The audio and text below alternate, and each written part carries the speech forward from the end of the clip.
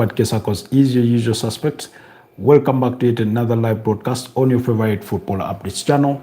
It's a pleasure to be back on this beautiful Monday night/evening, the 3rd of November, coming to you live from Kampala, Uganda, where we are streaming.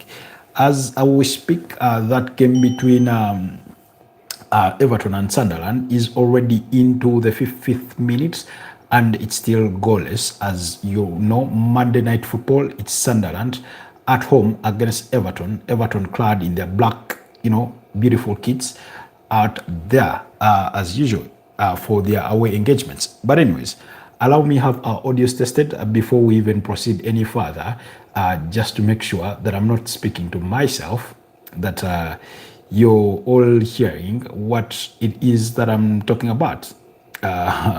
I could be here and yet sound is not okay. But I think anyways, so we'll be talking Premier League football, UEFA Champions League football, and some unbecoming news from the Premier League, where a player was threatened with a gun by an agent. So, a bit of a feisty one. So, yeah, we'll be discussing that and much more in regards to today's broadcast. So, indulge me. We'll be discussing that. Looks like our audio is good to go. But just a second, allow me do another test briefly. As you know, these technology things tend to disappoint. You never know. Anyways, I think we're good to go. And I hope none of our chats will be filtered out. Yes. So, but as we speak, please give me your predictions for the Everton and Sunderland game. You remember my own prediction was a 1-1 draw for this particular fixture. So we'll be following those events as we speak about all the other things that are bound to happen in as far as tonight is concerned. So yeah. But it's going to be a blockbuster week of football in the UEFA Champions League. I think we're going to be treated to a bombardment of beautiful football. Big games coming our way. How we managed to watch it all still remains a mystery, at least for my part. But we'll do our best to keep tabs on each and everything that will be coming our way, particularly tomorrow. So yeah. Like I said, we'll begin with the note from the Premier League for Monday Night Football, and that's the game between Sunderland and Everton. Like I've told you, as we speak, that game is still goalless between the two sides.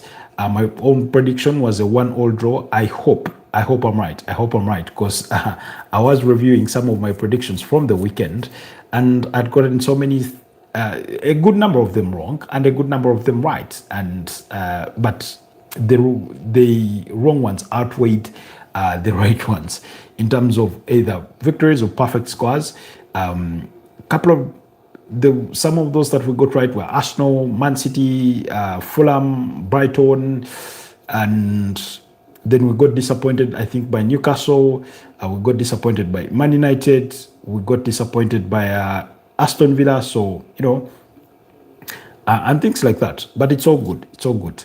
That we actually get to still bring that to light and trust that it will all work out in as far as our predictions go. So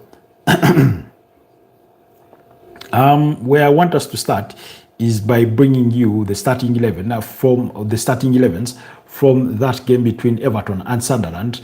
And perhaps it will help guide your own decisions in regards to what you expect to transpire in that game. Of course, starting off with the away team, that's Everton. Jordan Pickford is in goal. They have Vitaly Myakalenko, Michael Keane, James Tarkowski, and Jake O'Brien to complete the back four, while Idris Kanagay is alongside James Garner in that double pivot of a midfield. Jack Grealish, Kenan Reeves-Barry-Hall, and Ilmani Ndiaye form the attacking midfield trio, ahead with Tony Barry ahead of them. On the side of Sunderland, it is Robin Rofes in goal. Then they have Trai Hume, they have Nodi Mukeile, they have Daniel Baldi, they have Ronaldo Mandava, they have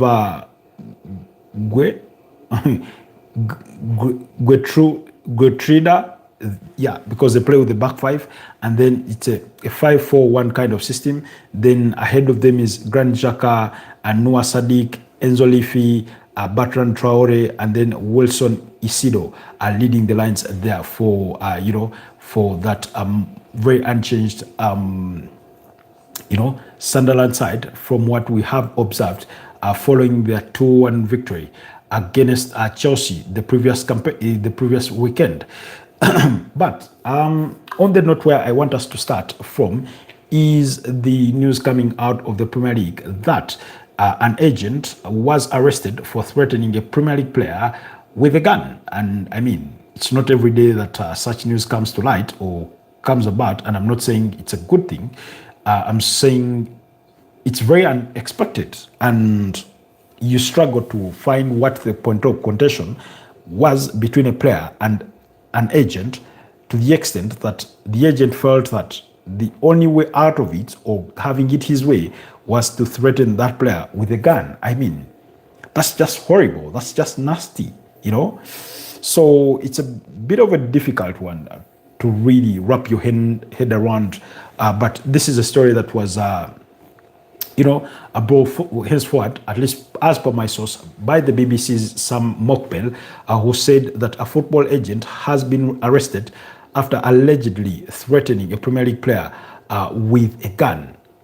And apparently the incident happened on September the 6th, and the said individual, that's the agent, believed to be at the age of 31, was arrested on September 8th on suspicion of possession of firearms with the intent, blackmail, and driving without a license. So, I mean, the same story as per the BBC goes ahead to quote as the incident having been horrendous and a horrendous ordeal for the player. It talks about, another man also being alleged to have been blackmailed and threatened by the same individual, the same agent. I mean, of course, as media, they nor are we at liberty to bring you the particulars of who the player was in question, of who the agent is in question, as it's an ongoing investigation. The matter is yet to be brought before court. The person is said to have been given bail while inquiries continue into the matter. But I mean, that's very, very unfortunate. I do not envision that any player whatsoever or any human being on that note, whether you're a player or otherwise, you'd want to go through that kind of ordeal. Meanwhile, Bertrand Traore, with some of a very adventurous attempt on goal from outside the 18 yards area, box area, but that ball went wide. So it's still goalless as we speak between Everton and Sunderland. So I'll keep keeping you tabs on that fixture, and then of course, so. That's all I can say about the Premier League player that was threatened with a gun by their agent, by an agent, a football agent,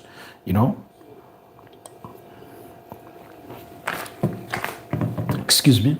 I'd want to believe that they had a disagreement or a spat or a difference of opinion on a matter, but whichever the cause was, I do not think a gun should have been brought out. So we'll wait to, we'll try to keep tabs on that story and see how it concludes. But as you know, wow, Wow, what a brilliant goal from Ilman Ndiaye to give Everton the lead.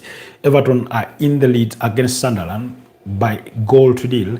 But what a goal. What an individual goal that is. I mean, the way he danced through that Sunderland defense, like some of those players were not even there. It's just impressive. It's just impressive to watch, you know. Impressive to watch. Sunderland conceded possession somewhere near the byline, and then they thought the referee would call for a foul. The referee doesn't call it, and Sunderland go on and they score. Sorry, Everton go on and they score. But Ilman Ndiaye, the way he dances past some of those Sunderland defenders with so much ease, playing off his calves, really.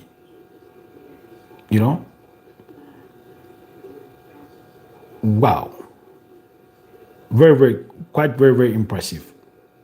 The goalkeeper could only watch on as the ball hit the back of the net. He could only watch as the ball hit the back of the net. So it's 1-0, and we're into the 17th minute here for that game between Sunderland and Everton. The goal coming at the quarter-hour mark of the night. However, then in the other game ongoing in the Spanish La Liga, Real Oviedo are up against Osasuna. That game is still goalless. Earlier on in the Italian Serie A, Sassuolo lost to Genoa, losing by 2-0. Genoa did part ways with the manager, that's Patrick Vieira. Following a series of poor results, they showed Patrick Vieira the exits, and Genoa are under the charges currently of Roberto Magita is their current manager, with Fabio Grosso on the other side of the dugout for Sassuolo. Sassuolo having a difficult start to their own campaign in as far as the Italian Serie A is concerned, because they are 12th with 13 points only from the opening 10 games. There, the Italian Serie A equally entered match day 10 over the weekend, as was the case with the Premier League over the weekend. And as we speak, the Italian Serie A, Napoli are at the summit of the standings with 22 points from 10 games. Inter Milan second with 21 points, as are second-placed AC Milan with 21 points. Third-placed AC Milan, as well as AC Roma. I think, yes, Roma. AC Milan beat up against AC Roma on match day 10 by 1-0. So those two are up close there. Then Bologna, Juventus, and Como complete the top 7 in the Italian Serie A standings. Anyways, let's move on from that and then talk about, we'll talk about Mikel Arteta's conundrum. The reason as to why I call it a conundrum is, while Arsenal came into this season, arguably, I think, with the best squad depth, injuries continue to do a number on Mikel Arteta. And I did not think at any single one point of time that we would find ourselves in this kind of situation. That we would find ourselves in a kind of situation where injuries would be a thing for Arsenal. And it's not to say that we do not expect them to happen. My point is that you did not think that when it came to team selection, that Mikel Arteta was going to find a certain level of headache choosing his team just because of the unavailability of injured players. Now, for the players that are available, some of them have played a good number of minutes, and he's done so far well to try and manage the load on the squad with squad rotation and everything that comes with it. But you can't help but feel that some players, are having to play game in, game out. For example, take the example of Ebeleche Eze. He's played 3 consecutive Premier League games in that team as a starter. But also, in the game against Brighton, he did start that game, that 2-0 victory for the Arsenal. He started that game. And then, remember, he started against Palace, then started over against Brighton, started over the weekend against Burnley. So, why it becomes a conundrum is, do you start him against Slavia Praha? Because we know that for a fact that tomorrow the UEFA Champions League does return and Arsenal are going to be in action as early as 8:45 p.m. East African time. So please take note of that. We're going to be looking at what fixtures that will be coming in as far as the UEFA Champions League is concerned. But I thought that matter in itself is worth looking upon. And the reason as why we look upon it is not particularly because of a player like Ebeleche Eze, who stands perhaps to make his third start. Is it maybe fourth straight start in a space of 8 days? Of course, you want to manage that sort of load.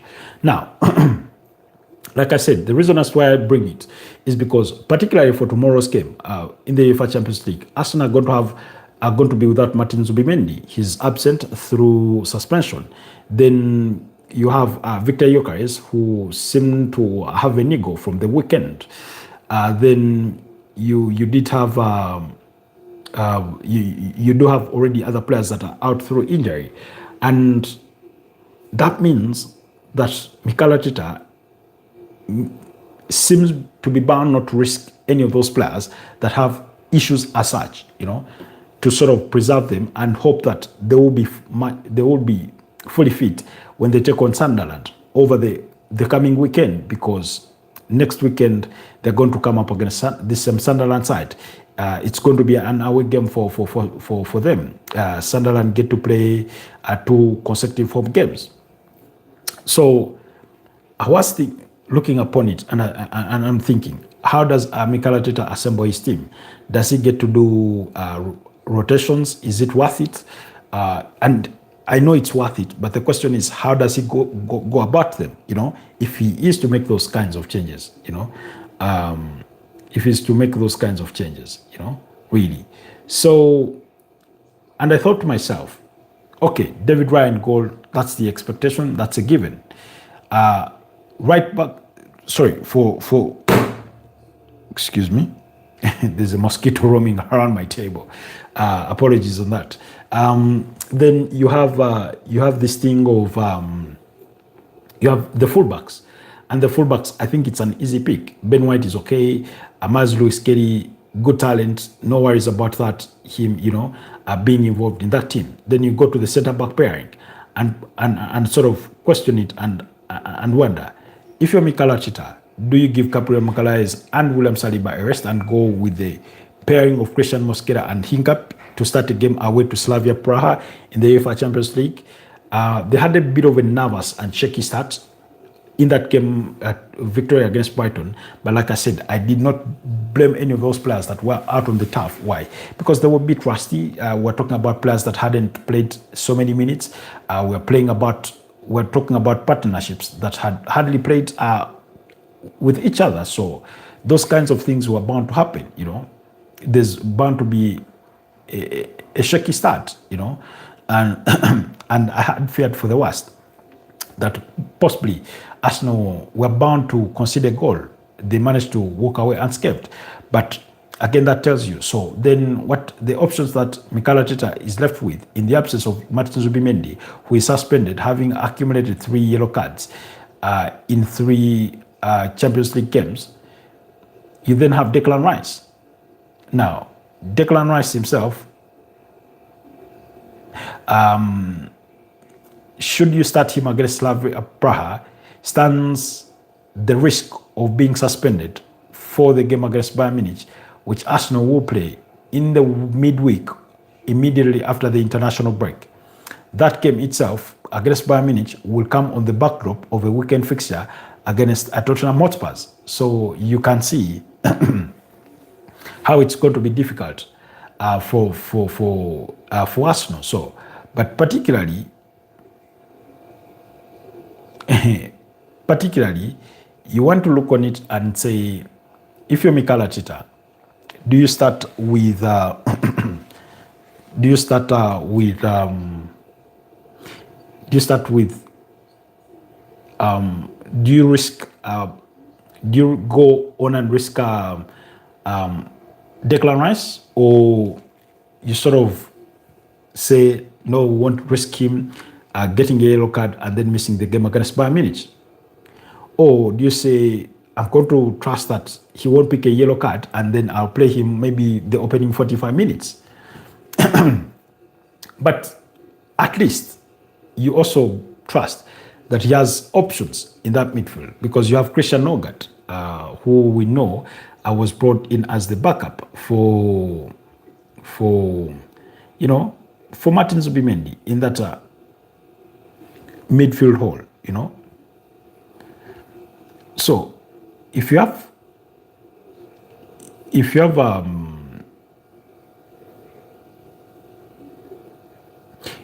you do have a player like Christian Nogard, the question becomes, who do you pair him along with to make sure you have a suitable midfield? Like I said, it's sort of, for me, do you go with Christian Nogard, Mikel Merino, alongside Ethan Nwaneri, who had a sort of an okay cameo against Burnley? He had a good game against Brighton. He had to grow into that game,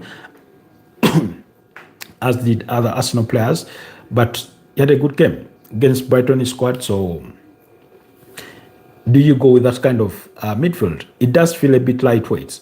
Why? Because they've not played a good couple of minutes. They've not played many minutes together to sort of have that chemistry amongst them. So it's always going to be a risk, whichever way you look at it. Whichever way you look at it. Then up front, in the absence of Victor Gyökeres, who do you go with? If you have Gabriel Martinelli, I'd say play him center.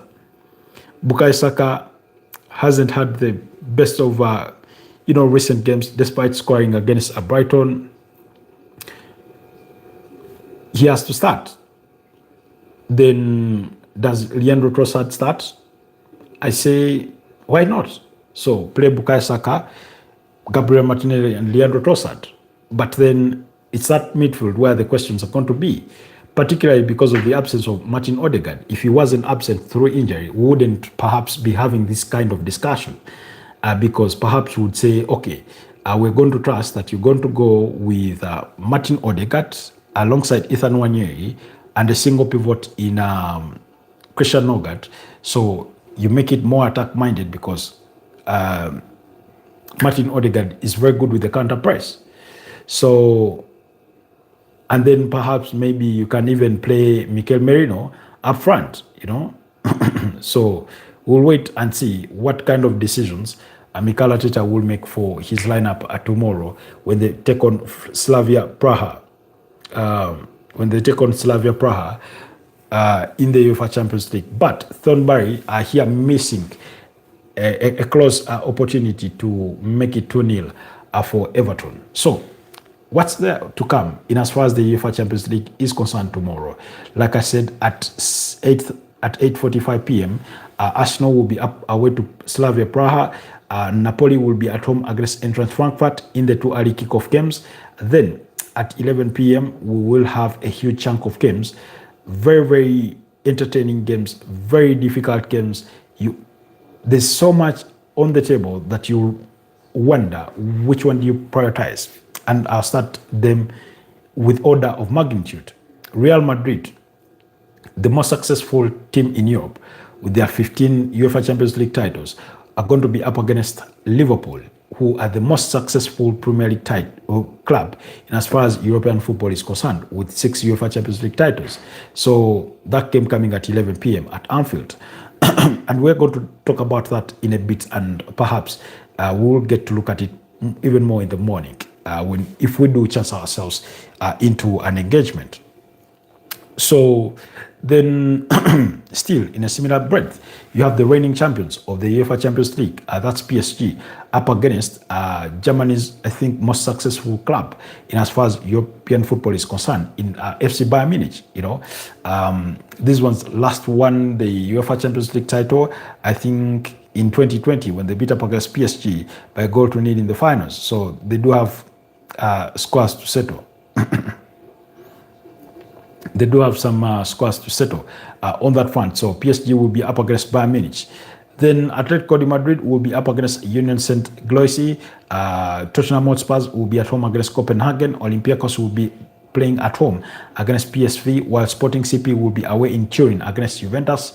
And then Bordeaux Glimont will be taking on Monaco, while Bordeaux Glimont will be at home against Monaco. That's to complete Tuesday. And then on Wednesday, in the two early kickoffs, you'll have Pafos at home against Villarreal, while Qarabag will entertain Chelsea in the early kickoff. And then in the late kickoff at 11 p.m., Manchester City will be at home against Borussia Dortmund, while Newcastle will take on an off-form Athletic Bilbao. Athletic Bilbao, I think, lost over the weekend. I do not remember particularly against who, but they did lose. Then Ajax will be up against Galatasaray. Ajax, a very, very poor side lately. Club Brugge will be up against Barcelona. This one lost, I think, by 4 goals to nil in their previous outing against Bayern Munich. Then Benfica will be at home against Bayer Leverkusen. Atlanta will play away to Olympique Marseille, while Kairat Almaty will visit Turin to play Inter Milan. So those are the fixtures that will be coming your way on match day 4 of the UEFA Champions League. So be sure to look out for all those fixtures in as far as the UEFA Champions League is concerned. Speaking of the UEFA Champions League, as you can see, part of our headline, that's Trent's return to Anfield. So the big question is going to be, what kind of reception do you think Alexander Trent-Arnold will receive? What kind of reception do you think Alexander Trent-Arnold will receive upon his return to Anfield? We know that at the tail end of last season, following his announcement that he will be leaving the club at the end of the summer, pretty much for free, at least initially we thought so, but Real Madrid looked to rush that deal to have him be a part of their FIFA Club World Cup squad that they ended up paying a reported £8.4 million to get him out of his contract early. So Liverpool did not walk away empty-handed. But to say that there was a mixed reaction upon that announcement would be an understatement. Particularly, you do remember in the 2-2 draw between Arsenal and Liverpool at Anfield last season, when he was substituted on, he was booed by his home fans, by fans that he grew up mixing with as a Liverpool fan himself. You know, childhood fan of the club, rising through the ranks to help the club win 7 major trophies, including the UEFA Champions League in 2019, 2 Premier League titles in 2020 and in 2025, a UEFA Super Cup, a FIFA Club World Cup, an FA Cup, and a Carabao Cup. You know, that's the kind of player that we are talking about, Alexander Trent-Arnold, and yet he was booed in that game. And then also, they played the final game against Crystal Palace at home against Anfield. Now, as he was handed the title, of course, you know, Captain Virgil van Dijk, the one who lifted the trophy first, but as they went through those celebrations, it was a mixture of emotions for Alexander Trent-Arnold as he bid farewell. Some fans sort of had come around to the idea, to the fact that he was going to leave. Others were yet to be up to beat with it. The question is that some time has since passed, of course, since his last game at Anfield. Do you think some of these Liverpool fans have moved on, or they are still hung on to their feeling of betrayal by a childhood star who chose to explore a new challenge by going to Spain, you know? So you have all that in mind. And we know that his departure from Liverpool has impacted Liverpool in a negative way, particularly in how they apply, how integral he was to the build-up of the game, how he had that telepathic connection between him and the Egyptian maestro in Mohamed Salah. I think last season he attempted 17, through balls or passes to find Mo Salah more than any other player in the Premier League managed between him and his teammate. So that's how critical that his presence in that team was. His threat, having that eye for goal from distance, is something to think about, to ponder about. And his return to Anfield is going to come with all those memories. I remember at the time when Liverpool fans were giving him a lot of stick, and I did criticize the Liverpool fans for lack of show of class, even though I understood what kind of feeling they had, what felt as betrayal. But Jurgen Klopp came out to defend him, saying you're talking about the kind of player that has given you joy over these years. He talked about his quick corner kick that saw Divock Origi score that fourth goal against Barcelona as they knocked out Barcelona, sometime in the UEFA Champions League, So, and then he spoke about other moments, other key moments, where you had Trent Alexander-Arnold literally bail out Liverpool. So he made reference to those moments to remind Liverpool fans that even though you do not agree with his decision and you do not have to be happy about it or even wish him well, but the least you can do is not boo him, because he's the same player that brought joy to your faces, that brought you joy. And like I said, he helped the club, his childhood club, win those major honors, and that was all under Jurgen Klopp, So it's something to look on and say to yourself, what kind of reaction do you accord such a player? And between you and I, we do not know what kind of reaction he's going to get anyway.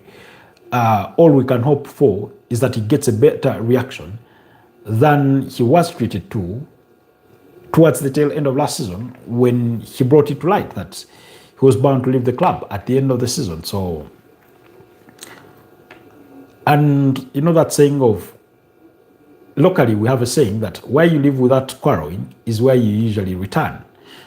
And I do not think that his relationship with Liverpool fans reached a point of irreparable damage, Yes, some do not like it, even up to this day, that he chose to go and play for their rivals, but it's a new challenge in Spain.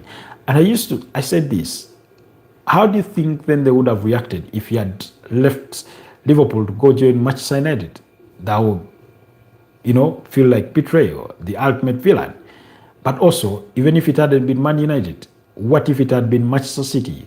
Or what if it had left to go join Arsenal? Again, Liverpool fans would have still felt betrayed, But for me, I appreciated the fact that, let's be honest, leaving Liverpool for Real Madrid is an upgrade by its own measure of standards. We know how big a brand a Real Madrid are. We know how big a club they are as far as European football is concerned, in terms of success, in terms of brand, and everything that comes with it. So, it's that kind of thing. It's that kind of thing. So particularly for me, I was happy for him. And a part of me, of course, speaks with the glasses of being a Real Madrid fan, as I add my voice to that. But I find it very, very, very interesting. And I cannot wait to see the kind of reception that he will that awaits him on his return to Anfield. I do not know whether he will be in the starting 11, but at least he will be in the matchday squad following his return from that hamstring injury that sort of hampered his start to life in Madrid, that hampered his start to life in Madrid. We know he suffered that hamstring injury and he's been out of action for quite some time, He's been out for quite some time. So, excuse me.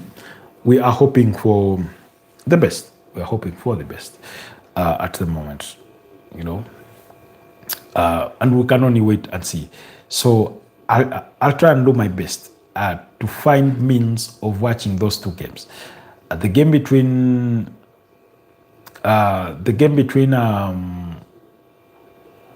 Real Madrid and Liverpool, and then the game between Bayern Munich and PSG, because we're talking about UEFA Champions League contenders for this season meeting.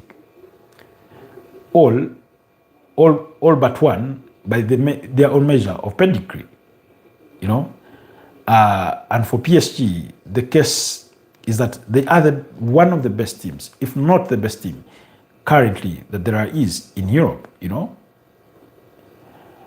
and that's not based on league form. It's based on the overall assessment of the kind of team that they have. Of course, if we go based on overall, in terms of what's happening currently, in as far as the European teams are concerned with form, then clearly it's you'd argue that Bayern Munich is right up there. Is right up there. Same applies for Real Madrid, who had a very, very beautiful and bright start to the Spanish La Liga season. So much so that it's contrary to what I, for one, had predicted or had envisioned coming into this season. I thought they were going to have a difficult start to the campaign. I thought they would struggle in some games as Xabi Alonso tried to build his own team, as he tried to get the best out of a team that had underperformed the previous campaign. And then you looked around and Barcelona had literally retained all the machinery that they used to with the La Liga season, the La Liga title last season, and also completing the domestic treble in winning the Copa Super España and the Copa del Rey. So you look at that and say, Barcelona important. Then you looked at the kind of business that Atletico de Madrid did, bringing in all the kinds of players that they brought in, and you sort of feared, and that's why I went that Barcelona were favorites to win the Spanish La Liga. I put Atletico de Madrid second. Of course, they are currently, I think, about 8 points adrift over Real Madrid. So Real Madrid have taken me by surprise. But I've also watched them grow into the campaign, into the season.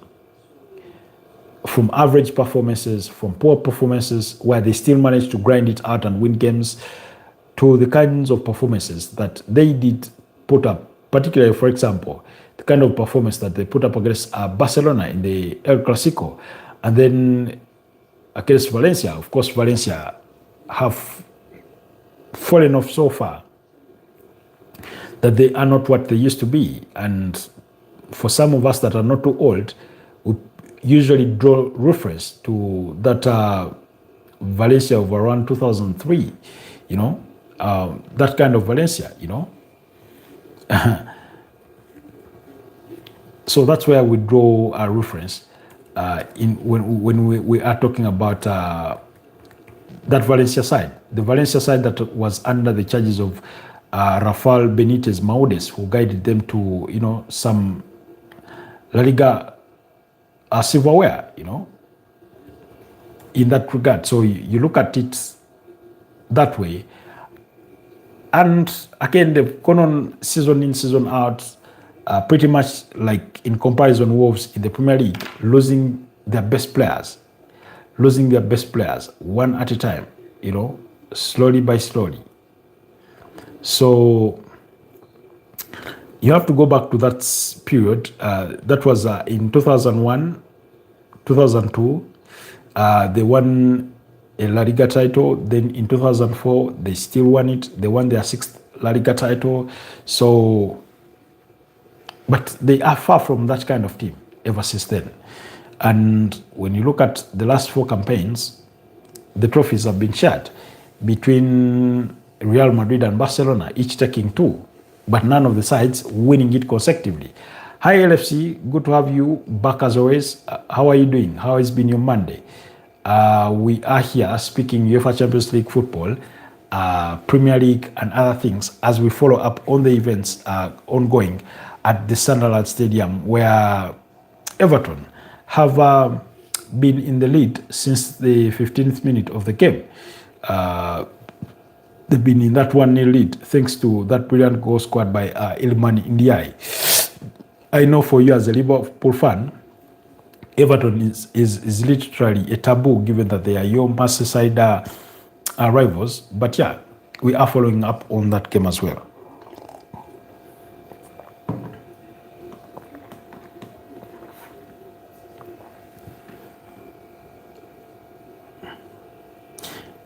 It's been surprisingly an overly physical game.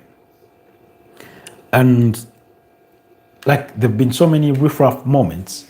There have been a lot of pushing, shoving, and some really, really hard tackles from both ends of the aisle, from both ends of the aisle. And yeah, but it's the nature of the Premier League. It's the nature of the Premier League. It's not always pretty. It's a bit feisty. I can see Libris Regis watching on his iPad, reviewing some of the moments, and there's been 2 minutes of added time in the opening half already. So, and it's just hoping. It's just hoping. Was that a handball? It looked like so.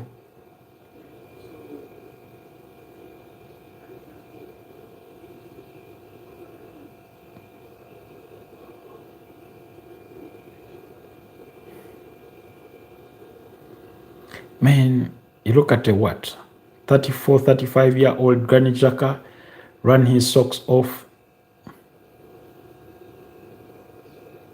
Pickford goes long, trying to find Anthony Barry. Doesn't. And the funny thing is that there's no single team that you can appeal to.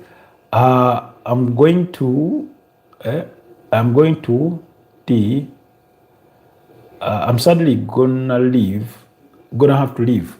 Oh, that's very unfortunate, LFC.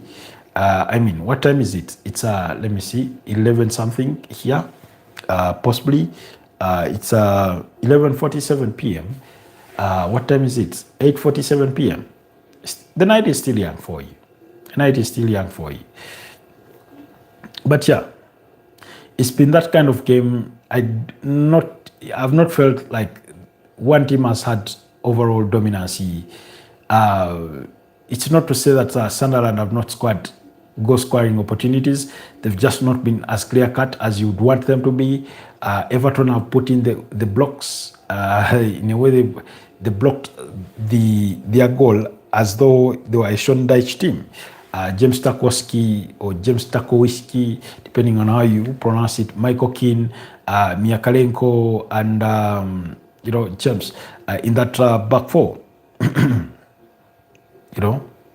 But yeah, first half is called to a halt or to an end as players as it finished 1-0 in favor of Everton. Like I said, our prediction was a 1-1 draw for this game. Let's hope Sunderland can redeem themselves and find that goal in the second half. But yeah, you can see Sunderland players. I think Sadiq being sort of limping off the turf there. Should be not Noah Sadiq.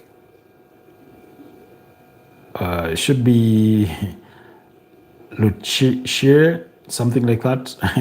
Hope sometimes I struggle to pronounce some of these names. Then, okay, when you look at the key statistics, of course, 0 shots on target for Sunderland, 1 for Everton, which was the call. Off target, they both had 3. Possession, Sunderland have edged it 61% compared to Everton's 39%. Blocked shots were 4 from Sunderland. For Everton, there were 3. Corner kicks were, let me see, do we even have them on this spreadsheet? On the study of statistics, no, we do not have them. But yeah, Sunderland being the home team, it was visible that they are the home team. Unfortunately for them, they've struggled to find those sort of chances to gain the advantage beyond what's transpired.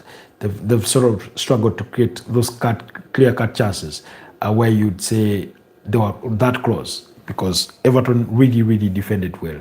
They defended well. If they can carry on with that kind of defending in the second half, then possibly they would stand to take 3 points. I know they've not won in the last couple of games.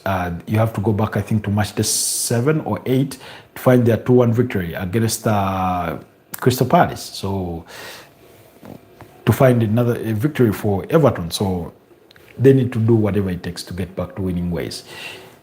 Anyways, from me to you, it's been a pleasure doing this.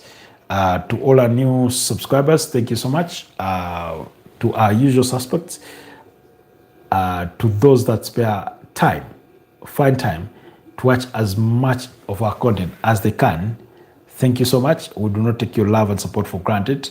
We do appreciate you a great deal. And yeah, keep watching, keep sharing, keep commenting. We will continue to engage on multiple topics, on multiple fronts, and we'll see, really. But thank you so much for the love and support. I wish you a blessed day, a blessed night, and a blessed day tomorrow ahead. I can see it's 51 minutes past the hour of 11 p.m. here in Kampala, Uganda. But yeah, it's been beautiful first half that included Jack Grealish hitting the best of the upright, the outside best of the upright, Oh my world. But anyways, it is what it is. It is what it is. Tony Barry should have converted that chance, should have converted that opportunity. Otherwise, Everton would be 2-0 up at halftime. They would be 2-0 up at halftime. Jesus Christ. The game is as chaotic as they come, Clearance after clearance, goalkeeping intervention after another, it's giving Premier League vibes indeed. Monday Night Football. Anyways, stay blessed, and I'll see you guys next time. Bye-bye for now.